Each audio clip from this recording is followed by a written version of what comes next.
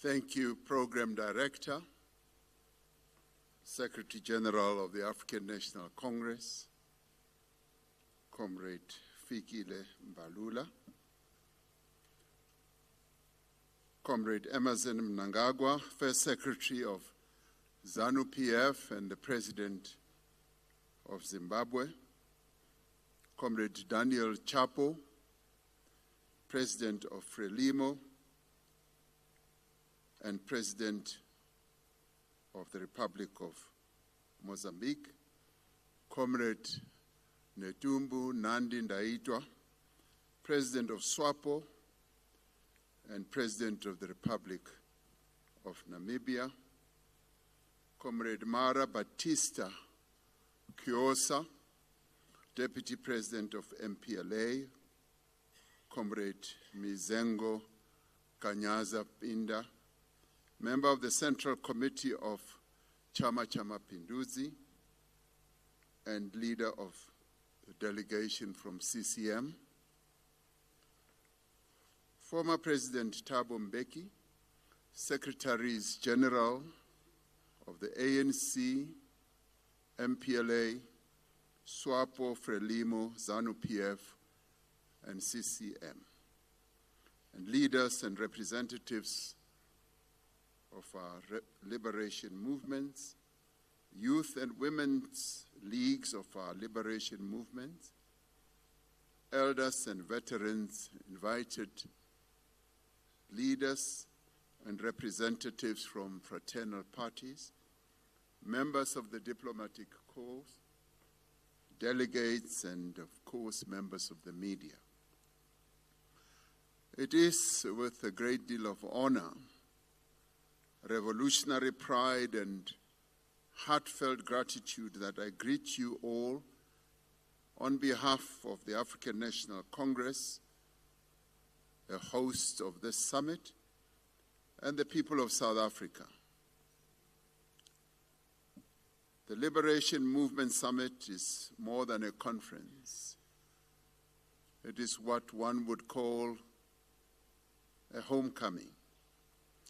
It is a convocation of liberation movements rooted in shared histories of struggle bound by a tradition of resistance and united in a future that demands memory, imagination, boldness, and bravery. We are pleased that we are joined by fraternal organizations and parties from across the world who share the goals of liberation and freedom from oppression. Together, our movements were forged in the cauldrons of anti-apartheid and anti-colonial struggle. And today, together, we must be forged anew in the fire of a new struggle. The struggle for social and economic justice for our people, regional unity, integration, and sovereignty in an increasingly hostile global order. We gather this year on the 64th anniversary of the independence of Tanzania, the 50th anniversary of the independence of Angola and Mozambique, the 45th anniversary of the independence of Zimbabwe, and the 35th anniversary of the independence of Namibia. It is a moment not just for celebration, but it is also a moment for critical reflection. We must honor the memories of our founding giants, Julius Nyerere, Eduardo Mondlane, Samora Machel, Agostinho Neto, Sam Nujoma, Robert Mugabe, Joshua Nkomo, Kenneth Kaunda, Oliver Tambo, Nelson Mandela, and many others. Their vision, courage, boldness, bravery, as well as sacrifice, laid the foundations of a free Southern Africa that we live in today.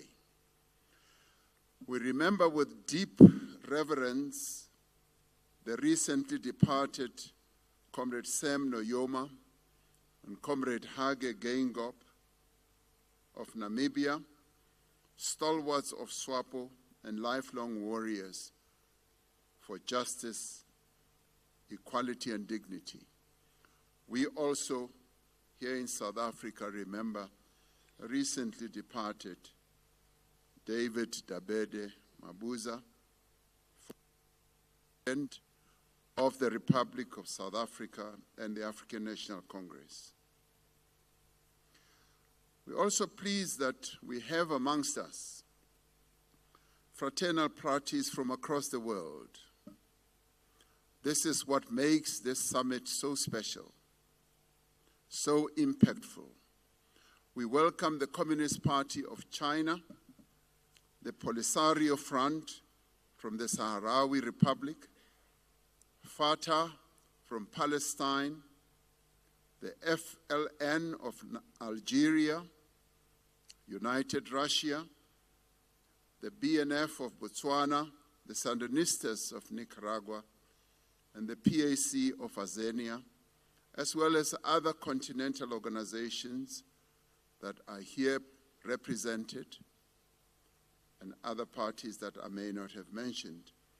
But more importantly, continental organizations like the Pan-African Women's Organization, party political schools that are here represented, youth, women, and veterans leagues of our various movements. Even as we remember our victories, we must confront a hard truth. Our liberation movements are under siege from within and without. Most of our movements are having to contend with declining electoral support, shifting demographics, frustrated young people in our various countries, economic inequality, and foreign interference. These trends speak to a deeper crisis, the disconnect between our founding narratives and the lived realities of a new generation of young people. It is a generation that sees and appreciates less of our past victories and more of our present shortcomings. It is a generation that demands jobs, justice, dignity, housing, education, health, and security, and sees our movements as distant, rigid, and slow to adapt. This disconnect amongst the population emboldens the external attacks on our sovereignty, our independence, our development, and security. In fact, there has been ample evidence that international actors use the legitimate grievances of our people to attack progressive governments. We have seen a revival of the forces of unilateralism, neocolonialism, and imperial extraction. There is a renewed offensive against transformation, progressive policies, and multilateralism, and a re-weaponization of global institutions, and a deliberate effort to divide and control Africa through transactional diplomacy and economic coercion. At the heart of this campaign lies a battle for control, not only of our politics through unbridled, persistent attempts for regime change. They also seek to lay claim to our critical and rare minerals they require for both green technology and digital economy and artificial intelligence. They are also in a battle for our data, our land, our people, and our future. This is a new scramble for Africa. But this time it is not only a scramble for territory, it is a scramble for digital, economic, ideological, and ecological scramble. For centuries, our continent has paid the price for rapid industrial development of the global north. Our people were enslaved and subjugated.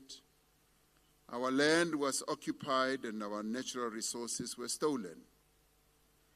Today, Africa is paying the environmental price for the prosperity of others. Although the African continent is not responsible for the warming of the planet, it is most vulnerable to its effect. That is neither just nor is it sustainable.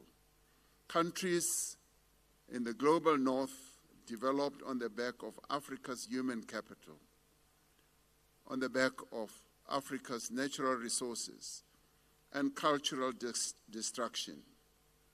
The price has been centuries of extraction, exploitation, and underdevelopment, whose effects are still felt up till today.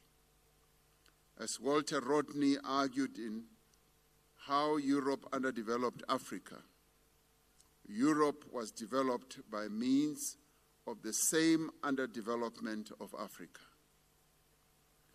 To meet present-day challenges, we require urgent, substantial, and sustainable solutions to Africa's challenges.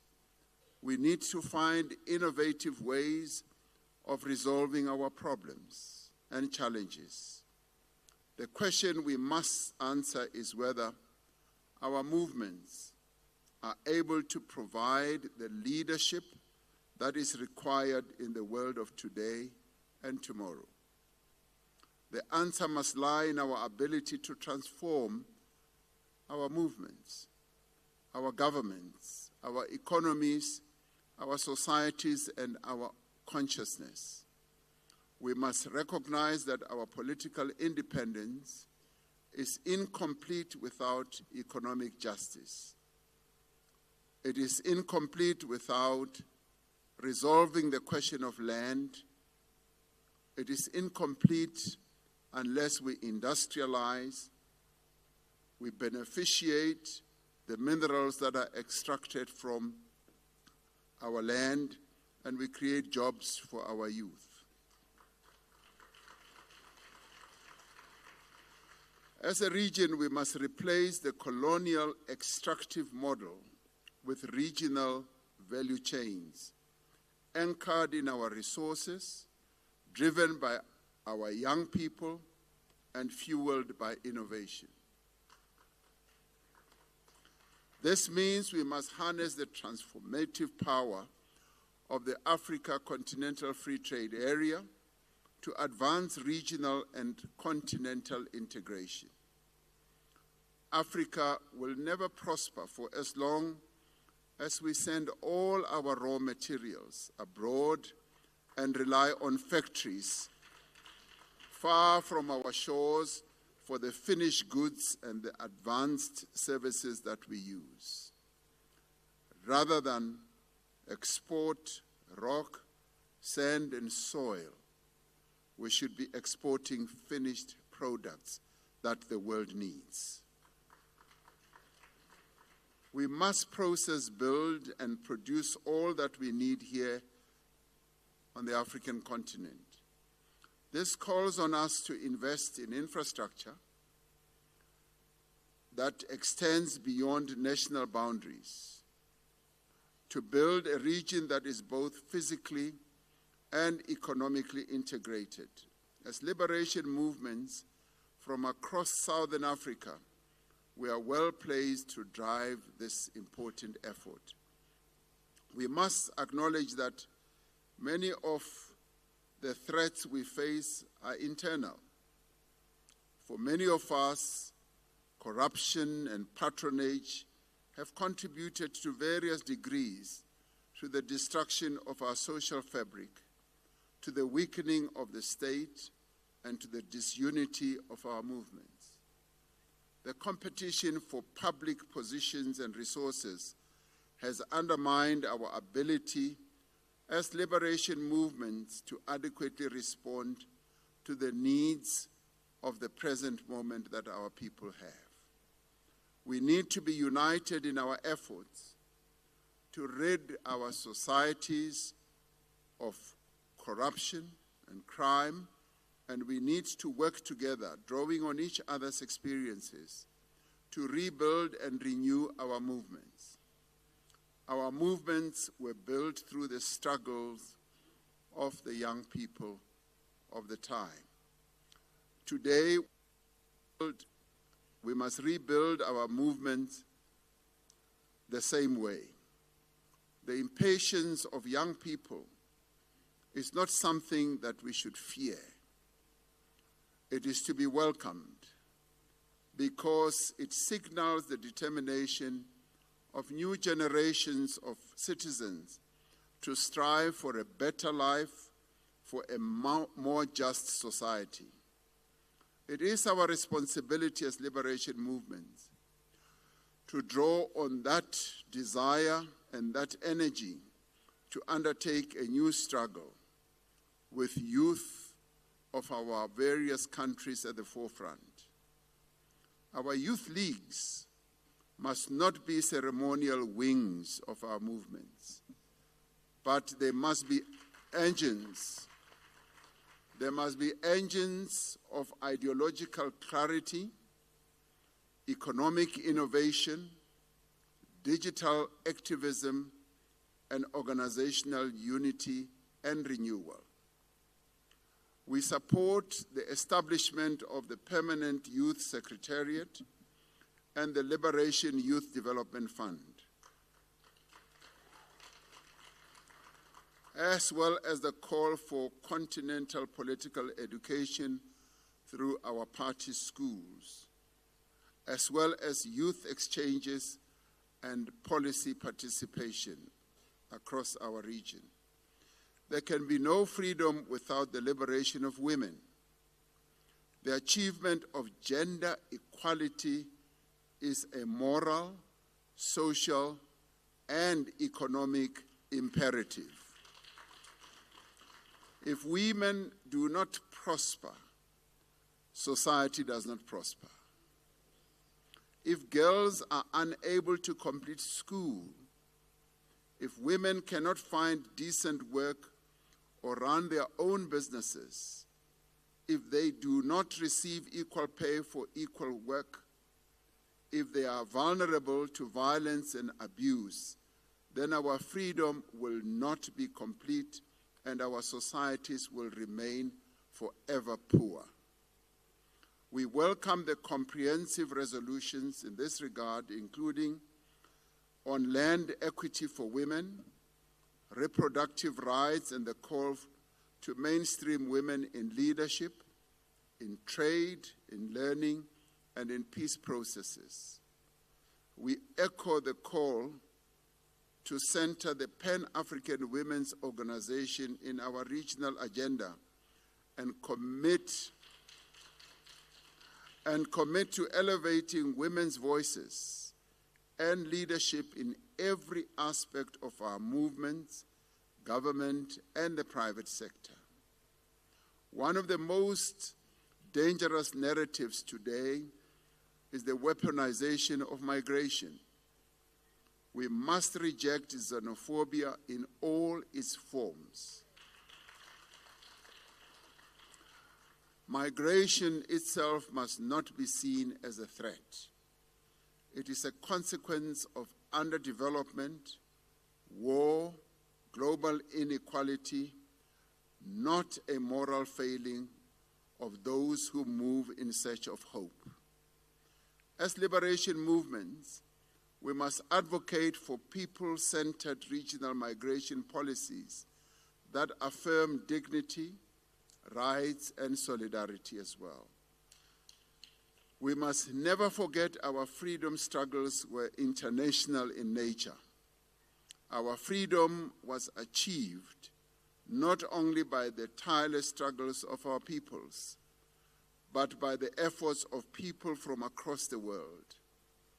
Drawing on that experience, we reaffirm our support for the peoples of Palestine, Western Sahara, and Cuba. We condemn in the strongest terms the crimes against humanity and the genocide committed by the apartheid state of Israel against the people of Palestine. We are particularly horrified by the deliberate starvation of the people of Gaza. We call on the state of Israel to allow food and essential aid to be allowed in and to be distributed amongst the starving Palestinians. We call for an immediate end to the relentless bombardment of civilians and the destruction of their homes, their hospitals, their places of worship. We call on the world to stop the murder of children and babies through starvation. Our position remains very clear. Liberation is indivisible. We are not truly free until all are free. This summit should be a turning point on the important issues of principles that we hold dear. We must institutionalize mechanisms for mutual accountability amongst our movements. We must find and hold each other to higher standards, not only out of competition, but out of love, duty, and historical necessity. If we are not robust and frank in our self-criticism and introspection, we will not be able to renew and adapt to a rapidly changing balance of forces. We will not be able to ensure that our future survival is sustainable. Going forward, we establish establish a framework for deeper inter-party collaboration across governance, socio-economic transformation, and ideological education as well. We should champion the vision of a multipolar, multicultural, equitable, inclusive, and a just world order. We should demand reform of the political and economic global governance institutions and the end of unilateral sanctions and the creation of a just global governance system rooted in dignity and in fairness. Working with like-minded forces across the world, we must be the architects of the new world order that we seek. History demands that we don't allow our legacies to be buried under the rubble of revolutionary nostalgia. We must ensure our relevance through bold action that we must take. We are the custodians of Africa's unfinished revolution. History requires that we become the builders of a new tomorrow. We should return to our countries, to our parties, to our people, with a clarity and unity of purpose, leading with courage, with integrity, and with humility. We should build an Africa where every woman, every man and child can live with dignity, thrive in peace, and realize the dreams for which so many have died. We need to reaffirm that there shall be peace and friendship, that there shall be houses and security and comfort for all, as set out in our Freedom Charter, adopted in 1955, 70 years ago, here in South Africa. Let us not only defend the gains of liberation, we should build on what we have achieved and we have achieved a great deal, even as our detractors seek to downplay the achievements that were brought about by our liberation movements. Let us realize the hopes and the aspirations of our people as we move together in unison as liberation movements, seeking to achieve the objectives that were set out by our forebears when they established our movement, to attain our independence and our freedom against apartheid and against colonialism. This is the hour and the moment that we need to regain our strength and move forward, renewed and reinvigorated, forever moving forward, as we all in unison say, Aluta continua. Amandla. Amandla. Thank you.